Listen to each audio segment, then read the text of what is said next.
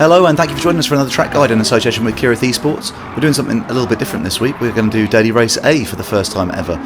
The reason being is it's my dream Daily Race B, so apart from not having SR and DR switched on, Bathurst or Mount Panorama as it's called on here, 5 laps, Group 3 cars, it is with the racing hard tyres, ×1 tyre wear and ×1 fuel, so that'd be anything that maybe I would change, but yeah, what can get better than 5 laps of Mount Panorama and Group 3 cars? Not only that, have a look at this for a leaderboard as well. We have got McLarens, Mustangs, Supra, GTR, Genesis, Lancer Evo, Beetles, Lexus, everything. So have Gran Turismo finally sorted out BOP? They might well have done. On this occasion I've chosen to go with the McLaren because I don't get to race that car very much. It's really good on the brakes and it's nice and stable through the mountain section. So you'll see the Beetles that are around me in this intro, they were dealing with quite a lot of wild back end action and spinning around, so I went with the McLaren for a bit more stability. If you do go with the Beetle, you're going to want to short shift that car, as you always do, so make sure you get into a higher gear out of some of the corners and then accelerate. But yeah, we're going to break it down in the McLaren. Going to show you a couple of good braking points, as always, go through those quickly, and yeah, let's get into the video. If you do enjoy the guide, then please like, comment and subscribe. If you're watching this on Kireth's channel, then feel free to come over and check us out on JV Racing as well. And without further ado, let's get into the video. First brake marker we're going to look at then is for turn 1, and I'm braking on the photographer in the blue vest just before the lamppost on the right hand side during the race. In qualifying, unfortunately he's not there, but I'm braking just before that lamppost, sort of imagining where he is. So he's about a car length before the lamppost there on the right, so that is where I'm braking at for turn 1. Next brake marker is coming towards the end of the back straight, and you'll find a lot that these brake marker boards, the 150 and the 100 board, get taken out, and also there's nothing in the middle of them, which is where you need to be braking. So I'm braking in between sign and event. So in between those two words, or when I get to that sign event logo, which is the last logo on the black barrier on the right hand side, that's where I'm braking. In quali you can push it a little bit closer towards the little red mark at the end of the sign, but for your racing you want to be braking halfway in the middle of the word. And last but not least, this is for the final turn, and I'm braking as the big tree on the right hand side there goes out of sight. So again, it's in between the 100 and the 50, which isn't very reliable, so I'm waiting for that big tree just to leave my sight on the right hand side, and as soon as it does, that's when we get on the brakes. So now we've covered that, let's get into the lap guide. Here we go then for a lap of one of my favourite tracks, and we're going to be looking out first of all for the lamppost just before the 50 board. So say in the race you can look for that photographer, but here we're going to brake just about a car length before that lamppost. Use first gear to turn the car in, and then short shift to second, and you see I'm on the power really early there, just on the apex. So with it being such a long straight, it is important for you to get on the power as soon as you possibly can. Something that's changed with this car as well, it now seems better, or everyone is revving the gear out, whereas in Gran Turismo Sport it always used to be a short shift car.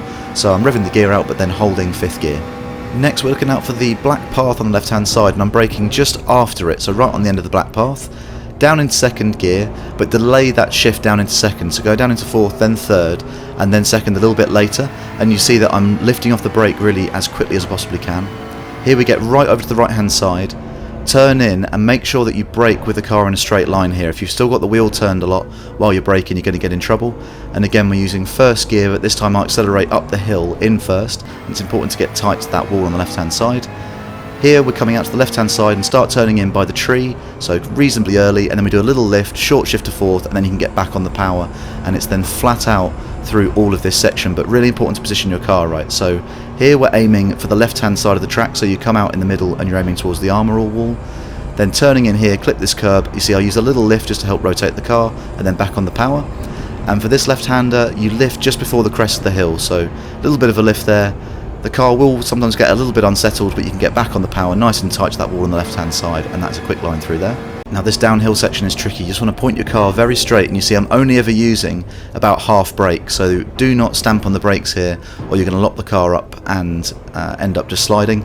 Down in 2nd gear, a little burst of power in between the 2 corners, then dive down the inside and you accelerate out in 2nd, but quite quickly shift into 3rd gear. And tricky section here with just a little bit of a dab of brake before you come around the corner. Again, braking in a straight line, down into 1st gear, lift off the brake to get the car to rotate, short shift to 2nd, and then again we're on the power before the apex, so we're getting a nice run down this long back straight. Next we have the long back straight, and I've maybe overanalyzed this a little bit, but 158 miles an hour is where I find it's best to shift up out of 5th gear. Anything more than that you over rev a little bit, anything less than that you lose speed, so 158 is where I shift up, that gives me the best run. And we are next looking out for that sign event logo in between the 150 and the 100 board. So I'm braking there basically on the start of the word sign, turning in just after the 50 board, down in second gear. You can get your foot on the power really quickly, so as soon as the car starts rotating then you can accelerate in second there. And for the final corner we're looking out for the big tree on the right hand side. You can see as soon as that goes out of my vision I'm straight on the brakes, turning in when the grass comes to an end at the right hand side in first gear, short shift to second, and then feeding the power in to come across the straight. All in all, that was good enough for a 2:02 and 4/10, so just under 2:02.5, which I was pretty pleased with. There are some crazy alien times that are 2 minutes dead, but this was within a tenth or so of Digit, which I was always measuring myself against. And if I'm ever that close to him, then I'm very happy with my laps. So I hope you've enjoyed that. It will play out now at full speed. Please do like, comment and subscribe, and thanks for tuning in.